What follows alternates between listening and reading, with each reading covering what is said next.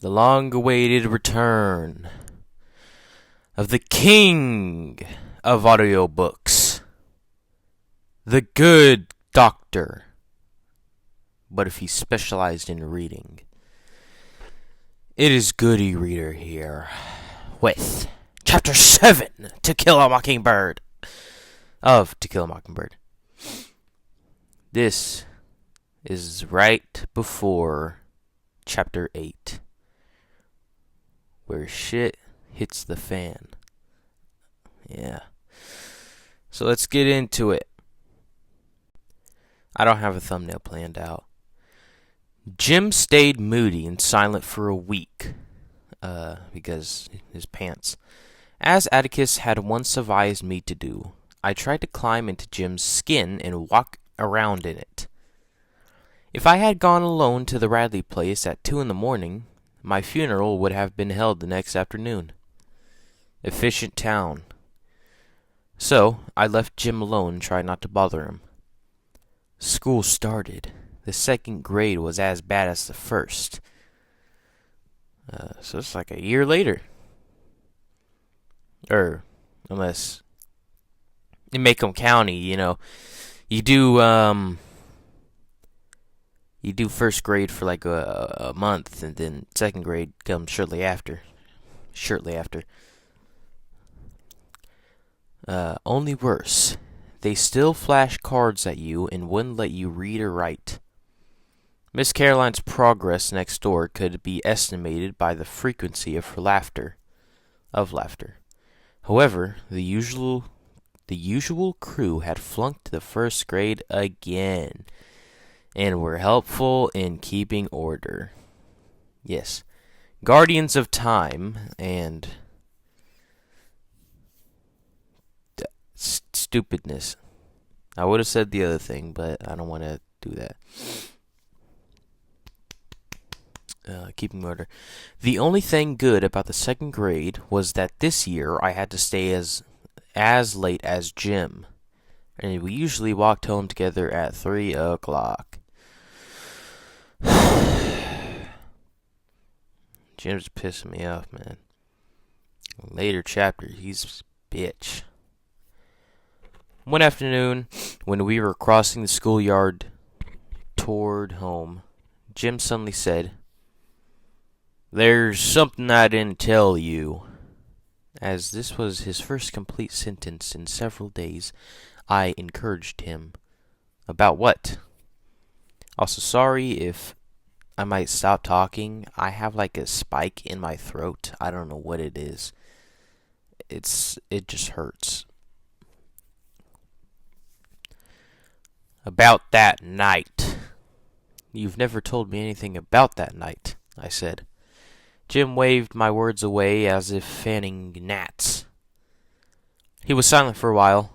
Then he said, "When I went back for my breeches, they were all in a tangle when I was getting them out of them.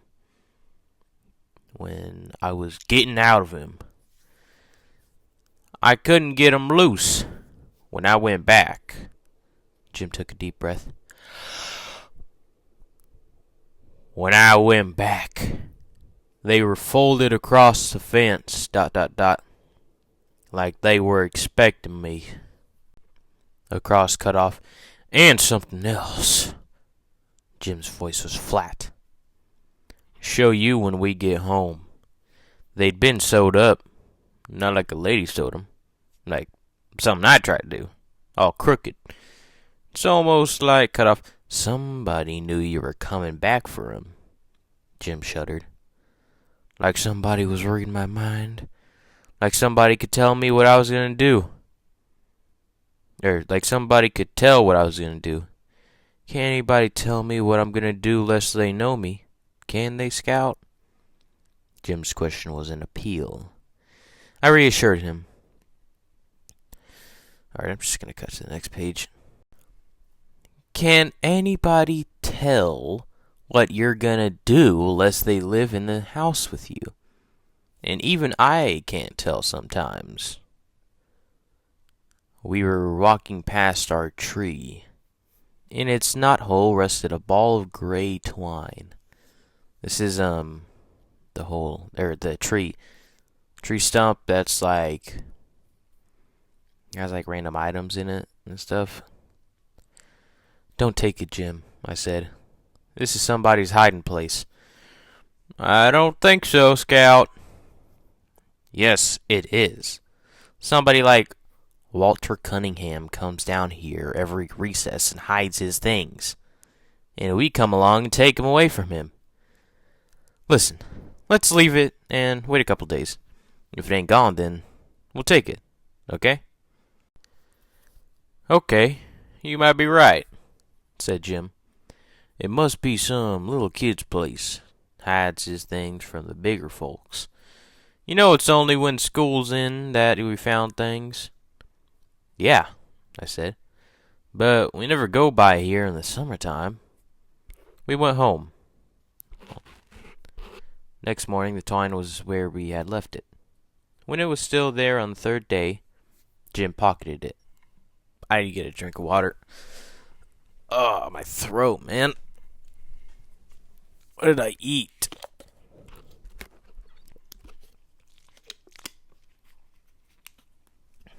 Ew. Where did I leave out on?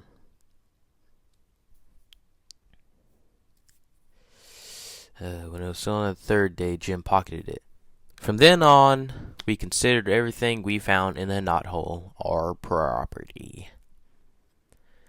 The second grade was grim, but Jim assured me that the older I got, the better school would be. That he started off the same way. And it was not until one reached the sixth grade that one learned anything of value. In quotations, value, air quotes with my fingers. The sixth grade seemed to please him from the beginning. Gross. He went through a brief Egyptian period that baffled me. He tried to walk flat a great deal, sticking one arm in front of him and one arm in the back of him, putting one foot behind the other. Turn the other cheek. He declared Egyptians walked that way. I think the KKK also walked that way, didn't they? Or the Nazis. I said if they did, I didn't see how they got anything done. Yes, yeah. But Jim said they accomplished more than the Americans ever did. They invented toilet paper and perpetual embalming. Oh, yes. And embalming is like doing that one thing. And asked where we would be today if they hadn't. Oh! My throat. I just swallowed something nasty.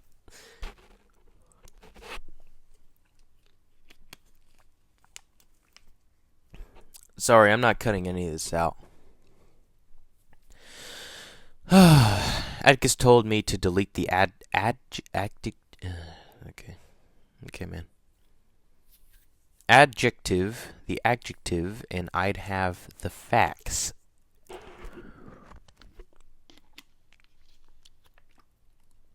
I'm about to throw up, man. What the hell? There are no clearly defined seasons in South Alabama. Summer drifts into autumn, and autumn is sometimes never followed by winter. That's crazy. Some places just never get winter. Ever. Where I live, we barely get winter. Like, hardcore winter like snow. It gets cold as hell where I am, but never like, oh my god, I can build a whole snowman. Not like that. Never followed by winter, but turns to days, old spring that melts into summer again. I hate summer so much. That fall was a long one, hardly cool enough for a light jacket. Jim and I were trotting in our orbit one mild October afternoon when our knothole stopped us again. Something white was inside this time. I'm going to shove my fingers down my throat and make me throw up. There is something in my throat. I know you see that last paragraph. It's not a paragraph.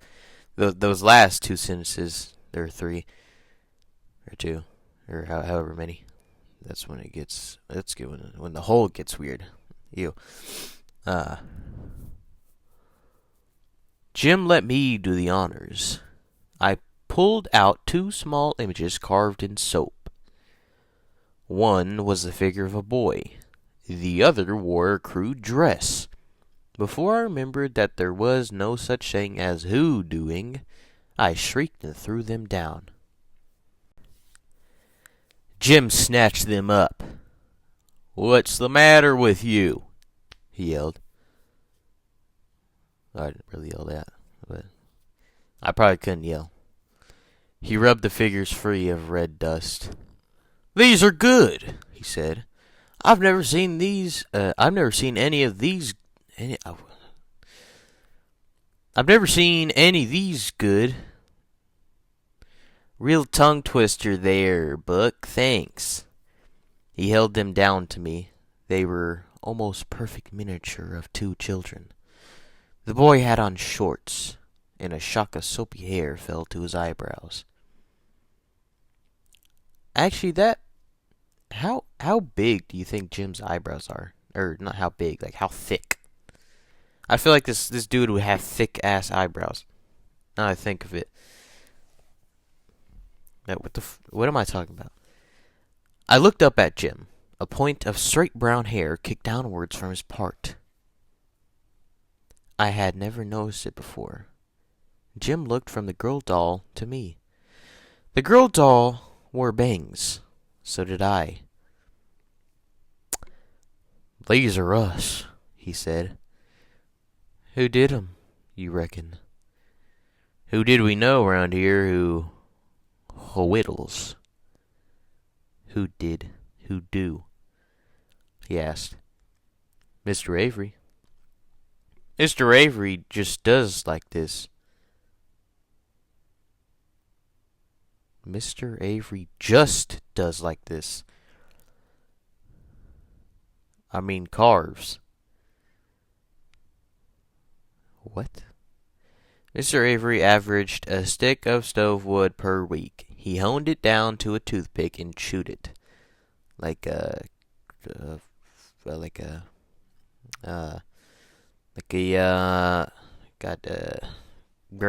not a groundhog. Like a beaver. There's old Miss Stephanie Crawford's sweetheart," I said. "He carves wait, who says that?" Okay. I think I'm getting in the groove. It's like, one is... So, the first one's like Jim, the second one's probably going to be like Scout, and then the third one's going to be like Jim. So, like, I'm trying to get into the groove of understanding who the hell's speaking.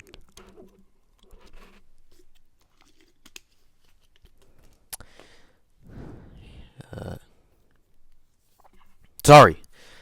He carves all right, but he lives down the country. When would he ever pay attention to us? Maybe he sits on the porch and looks at us instead of Miss Stephanie. If I was him, I would. If you were a random dude, you would look at yourself. It's really weird. Jim stared at me so long that I asked what was the matter, but he got nothing. Scout for an answer. Yes. When we went home, Jim put the dolls in his trunk. Didn't it say it was made of soap? I think it's gonna melt. Less than 2 weeks later, we found a whole package of chewing gum. Which we enjoyed. The fact that everything on the Radley place was poison, having slipped Jim's memory. Can I get a half a pound of cream cheese on a bagel? Half a pound? Half a pound. I hate that video. You got Harry Potter over here. Oh, no. Read the book.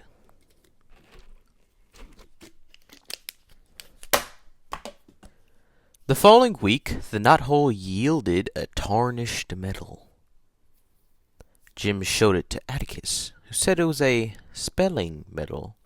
That before we were born, the Macomb County schools had spelling contests and awarded medals to the winners. That's crazy. They did host spelling contests. That's super crazy. They can host spelling contests, but they apparently can't afford for students to learn how to read or write. Well, that's insane. Atticus said someone must have lost it, and had we asked around. Jim camel kicked me when I tried to say anywhere, or when I tried to say where we had found it. Jim asked Atticus if he remembered anybody who ever won one. And Atticus said no. Yeah. Our biggest prize appeared 4 days later. It was a pocket watch that wouldn't run, on a chain with an aluminum knife. You reckon it's white gold, Jim? I'm gonna have to add Atticus's theme. Oh, goddamn.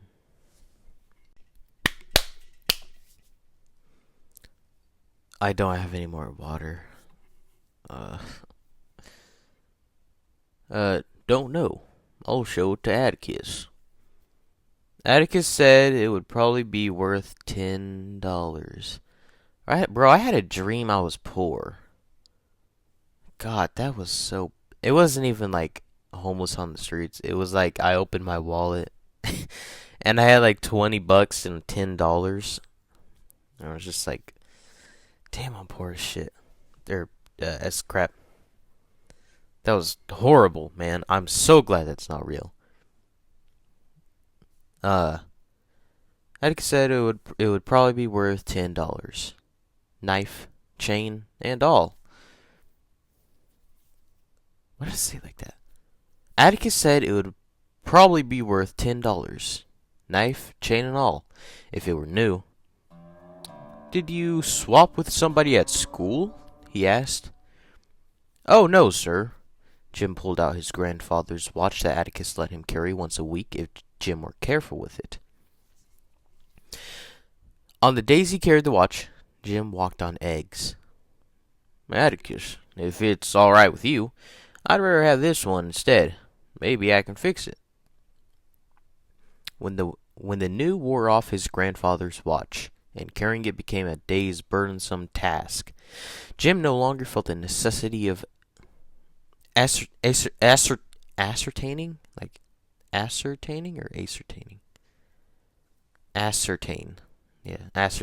the hour every 5 minutes.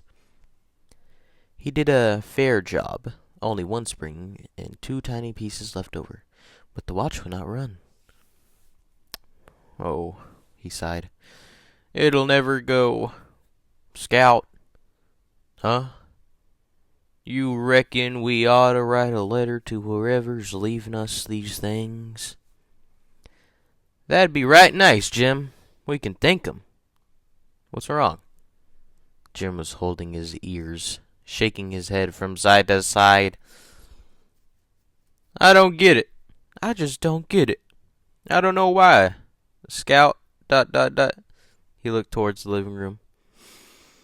I've got a good mind to tell Atticus. No, I reckon not. I'll tell him for you. No, don't do that.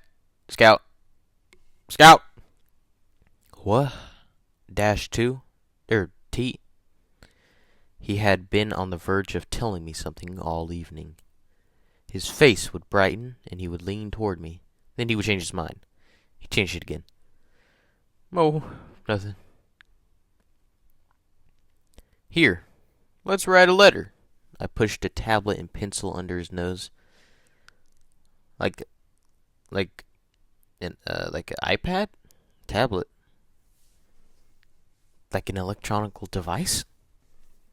Hey, dumbass. Okay.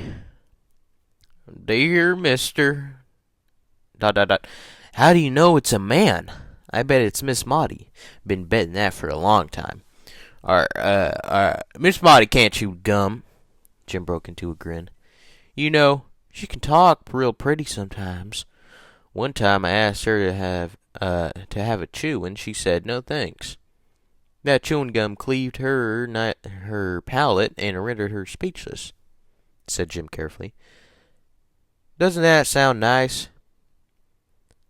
Yeah, she can say nice things sometimes, but she wouldn't have a watch and chain anyway. Dear sir, said Jim, we appreciate we appreciate everything which you have put into the tree for us. Yours very truly, Jeremy Atticus Finch. He won't know who you are if you sign it like that, Jim. Jim erased his name and wrote Jim Finch.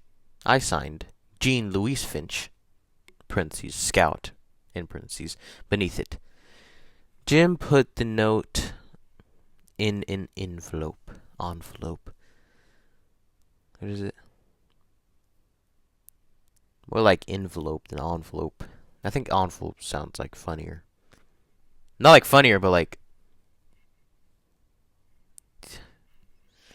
Next morning, on the way to school, he ran ahead of me and stopped at the tree. Oh no. Jim was facing me when he looked up, and I saw him go stark white. Scout! I ran to him. Someone had filled our knothole with cement. Don't you cry now, Scout. ... Don't cry now. Don't you worry, he muttered. He muttered at me all the way to school. When we went home for dinner, Jim bolted his food, ran to the porch, and stood on the steps. I followed him. Hasn't passed by yet, he said. Next day, Jim repeated his visual and was rewarded. Howdy do, Mr. Nathan, he said. Morning, Jim. Scout, said Mr. Radley as he went by. Mr. Radley, said Jim. Mr. Radley turned around. Mr. Radley, did you put cement in that hole in the tree down yonder? Yes, he said. I filled it up. Why'd you do it, sir? Tree's dying. You plug 'em up with cement when they're sick. You ought to know that, Jim. Well, I thought he didn't respond to them. I thought he just coughed. Jim said nothing more about it until late afternoon. When we passed our tree, he gave it a meditative pat on its cement and remained deep in thought. He seemed to be working himself into a bad humor, so I kept my distance. Yeah, keep your distance. Is this like the root of all his problems? The goddamn tree? As usual, we met Atticus coming home from work that evening. When we were at our steps, Jim said, Atticus, look down yonder at that tree, please, sir. What tree, son? The one on the corner of the Radley lot coming from school. Yes? Is that tree dying? Why, no, son. I don't think so. Look at the leaves. They're all green and full. No brown patches anywhere. Cut off. It ain't even sick. That tree's as healthy as you are, Jim. Why? Mr. Nathan Radley said it was dying. Well, maybe it is. I'm sure Mr. Radley knows more about his trees than we do. I should never stutter with Atticus. He should always just be clear all the time with his great chin, his glasses, his hot dad bod.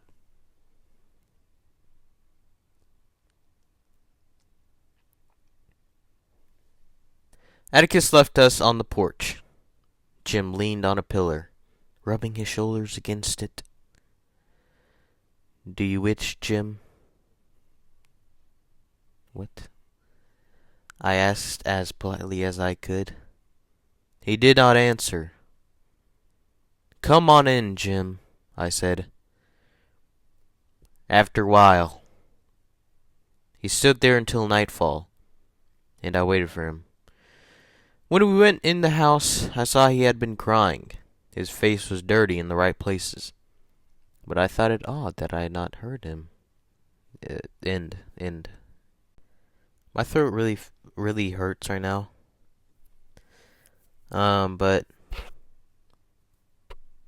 this chapter was all right. I mean, it wasn't top tier. It wasn't God level, but I liked some parts of it.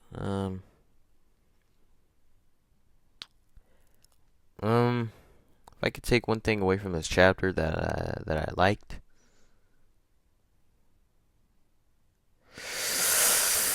I don't know.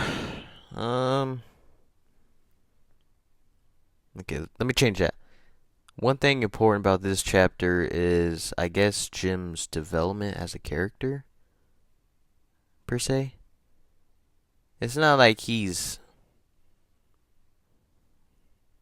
like going through all these emotions.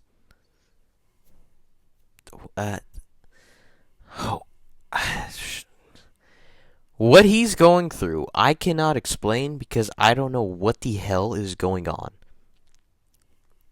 The man's like trying to be a gentleman, and he says, "Do not cry, Scout," and yet he is the one who cries. For what? Several hours outside, leaning on a pillar in the night? So much so his, quote, face was dirty? Like, what is going on? And then Mr. Radley just going on his business as if he didn't shoot a shotgun yesterday at supposed black person. Really shot at children.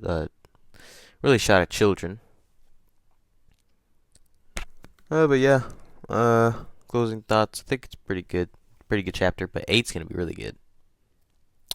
See you on the flip side.